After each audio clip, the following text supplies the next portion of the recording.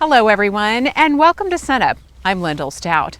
This time of year it seems Oklahoma's wheat crop is changing day by day. So we want to get an update on how the crop is looking with our small grains extension specialist Jeff Edwards. And Jeff, everybody's talking about all the rain we've seen in the past couple of weeks. In Oklahoma, it always rains about 5 minutes before it's too late, and that was the case with a lot of our wheat crop. North central Oklahoma, all the way through the Panhandle, we were in pretty dire straits. Our crop went from looking good to looking severely drought stressed over about a 3 or 4 day period where we hit 80, 90 degrees, had high winds, removed all the moisture from the soil. So this has really been a lifesaver for that crop in central, north central, northwestern Oklahoma. We just need to be realistic about the expectations that the rain's, what it's going to do for us though. Largely our head number, our number of potential seeds per acre are already set on that crop. I don't anticipate we're going to get much additional tillering, anything like that.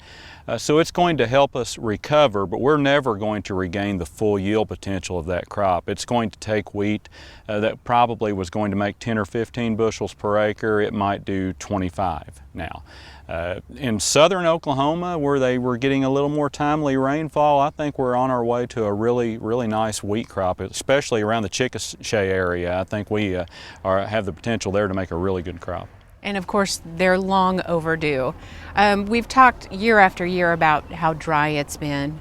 With the rain, though, we have some concern this year with disease pressure. Talk about that. We do. We've been so dry the past few years that, especially last year, we had no foliar disease in the state. This year, they were having moisture in Texas. It allowed leaf rust and especially stripe rust spores to multiply. The cooler temperatures that we've had, along with the free moisture, has been perfect for stripe rust, and we've seen, I guess you could describe it as a stripe rust explosion in the state. There's a lot of stripe rust out there. Now, will that impact yield, and is it too late to treat? It will impact yield on susceptible varieties, some of them more so than others. As far as whether or not it's too late to treat, with most of our products in most of Oklahoma, we're a little past that window. Most of our fungicides are only labeled to apply up until the wheat is flowering, and we're at or past that stage in most of Oklahoma, maybe the exception being the Panhandle and the northern tier of counties. There are a few fungicides that can be used just based on a pre-harvest interval of about 30 days. If I were going that route in a producer, the important thing is to keep very good records of when you applied the fungicide and when you harvested, to make sure that you adhered to that pre-harvest interval and that you can offer evidence as well that you adhere to the pre-harvest interval. And along those same lines, are we seeing any insect issues? Not too many. I'm still getting some calls about brown wheat mites in northwestern Oklahoma, and there's still potential for things like wheat head armyworm, some of those insects to come in and bother us, but right now the insect activity has really died down. So it's important just to scout and be aware of what's going on. It is. Stay on top of things. You know, we've got some moisture. We've been able to recover a little bit, so it's really important to make sure we don't lose this crop here in the last 10 minutes of the game. And then in terms of if we get more rain, which of course is in the forecast for the next month or so, we'll be okay? We'll certainly be much better off, especially if we continue to get moisture and the temperatures stay below 80 degrees. That is perfect for wheat grain fill.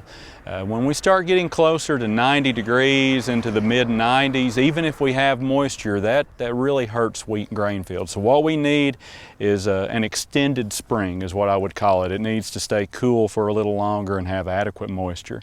Regardless, it's looking a lot better than this time last year, that's for sure. Looking a lot better than last year for sure. I think we could come in around 100 million bushels this year with our crop, depending on what happens between now and harvest. Normally we would say, well, that's a down year. Compared to last year, that sounds spectacular. You know, 100 million bushels sounds absolutely great. And speaking of spectacular, we kind of call it the Super Bowl of sports, or excuse me, of field days, likening it to sports in terms of our Lahoma program, which is coming up soon. Tell us about that. The Lahoma Wheat Field Day is coming up on Friday, May 8th.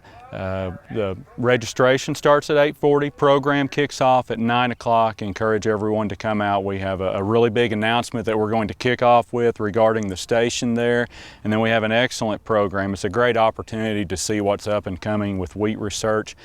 I would encourage people, if you plan on attending the Lahoma Field Day this year, is try and show up a little bit earlier.